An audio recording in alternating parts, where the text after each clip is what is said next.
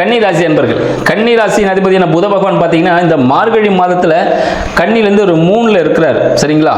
கன்னிலேருந்து 3ல் விருச்சிக ராசியில் இருக்கிறார். விருச்சிகத்தில் சுக்கிரனோட சேர்ந்து இருக்கிறார். அப்போ என்ன விஷயங்கள் நடக்கும் அப்படின்னு பார்த்தீங்கன்னா, இவரோட புதிய முயற்சிகள் ஒரு விதமான ஒரு அழுத்தத்தை கொடுக்கும் அப்படின்னு சொல்லலாம். தொழில் துறையில் வேலை செய்கிற இடங்களில் பார்த்தீங்கன்னா ஒரு புதிய முயற்சி ஒரு அழுத்தத்தை ஏற்படுத்தும். ஆனால் அந்த தொழில் பார்த்தீங்கன்னா ஓரளவுக்கு நல்லாவே டெவலப் ஆகிட்டு போயிட்டு இருக்கும். பட் வேலைன்னு ஓடிக்கிட்டே இருக்கிறதுனால இவரே பார்த்தீங்கன்னா இவர் ஒரு ப்ரெஷராக ஃபீல் பண்ண ஆரம்பிச்சிருவார். ஸோ அந்த திங்கிங்கில் இருக்கும். அதனால தொழில் வேலைன்னு ஓடாமல் தங்களுக்கு தேவையான உடற்பயிற்சியை கொஞ்சம் மேற்கொள்ளுங்க. சரிங்களா?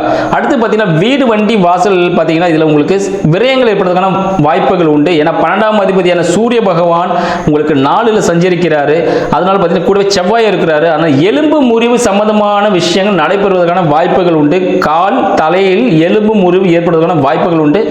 வண்டி வாகனத்தில் மிகவும் கவனம் தேவையான காலகட்டமாக இந்த மார்கழி மாதம் கன்னிராசி என்பவர்களுக்கு திகழ்கிறது. ஆனால் ஜாக்கிரதையாக போங்க. பைக்லலாம் போனீங்கன்னா எந்த வண்டியில் போனாலும் பக்குவமாக பார்த்து செல்ல வேண்டிய காலகட்டமாக இந்த காலகட்டம் இருக்கின்றது. நன்றி.